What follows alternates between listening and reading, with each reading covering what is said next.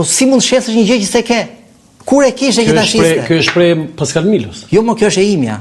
E kam marrë ai nga ty. Nuk e di. Po unë këtë kam them dhe ora është logjike, mund të jetë edhe 10 tjerëve, se s'ka lidhje fare.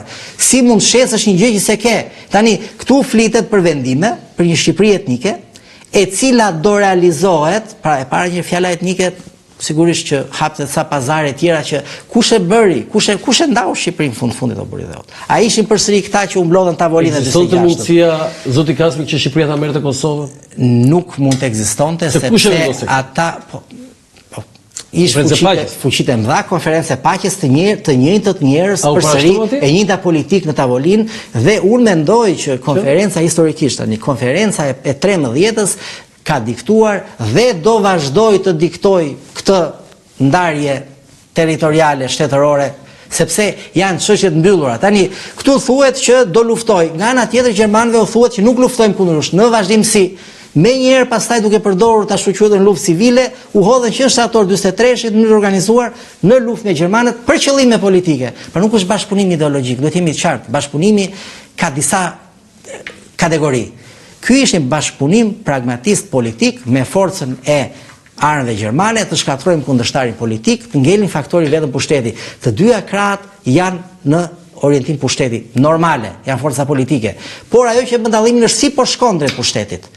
Do të shkosh duke luftuar kundërshtarin tënd me armën e gjermane, duke thënë që ti e prishe mukjen, ndaj mukja është kryefjalë, se justifikon shumë dështime. Dhe unë nuk shaj, unë kritikoj në mënyrë historike, se e quaj vërtet përgjegjëse këtë dështim. Pret nga historianët serb polemika, se unë besoj do ketë. Po me siguri, padyshim që po. Kështu funksionon, pra është, ore mund të jetë edhe polak, po ja fuskot tani. Ja, po serba polak, jo po estoner tani. Është normale, çdo temë nxehtë që sillet në një thes, diskutohet. Domethënë, për ta ndarë kemi edhe dy foto tjera, mos gaboj, ju lutem. Regjia? Mos gaboj, kemi një foto? Kemi? Kjo është e gazetës Koha e Jon. Jo, foto tjetër një, pastaj ajo Didier. Referencën e ke nga Didieri, pra marrëdhënë atë që ti përmende. Po e përmenda sepse tani ka disa probleme, unë po them dy më kryesorët, për sa i përket këtij botimi. E para është votimi 48-s. Muke ka se ndonjëherë e lexoj Mukajt, Mukje, por që unë e di Mukje. Tani britanikët çfarë qëndrimi mbajnë? Tani britanikët sigurisht që këtu ka një element të ri që sipas burimeve gjermane thotë që edhe kolonel Crispi, pra shqipfolës që i kohë zogut, pra i oficeri britanik, thotë që ka marrë pjesë në tapiz, ndërkohë që burime tjera nuk na konfirmojnë. Por ajo që është e sigurt, ajo që është dokumentuar është që britanikët ishin pro këtij bashkimi, sepse duhej që të bashkoheshin, po patjetër, sepse çdo ushtari gjerman i vrarë këtu do thot kursimi një jetë e ushtari britanik kur do bëj Normandia. Domethënë, dhe nuk i hynin fare.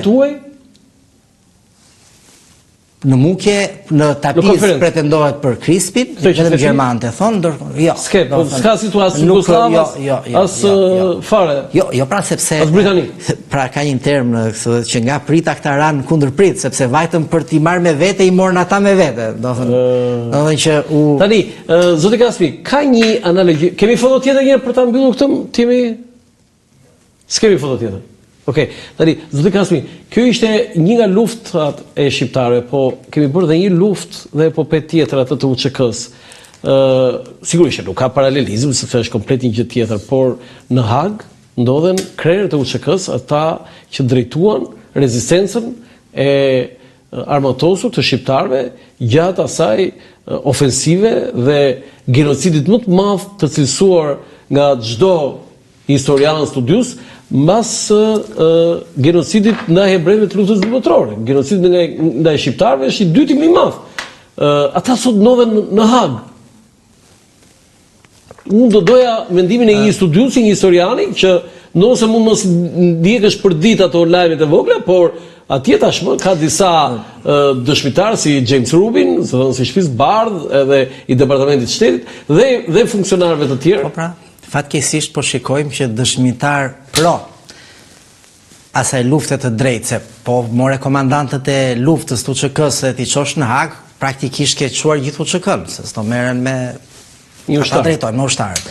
Dhe fatkeqësia si gjithmonë, apo si shumë herë që ndodh me shqiptarët, është që të huajt, rasti konkret pra të gjithë përfaqësues dhe të tjerë, se u përmendet një zotëri, po dhe të tjerë, mbrojnë më shumë shqiptarët se sa duhet ta mbronin vetë shqiptarët këtë gjë. Pra, shkon të vësh dyshim luftën e Kosovës.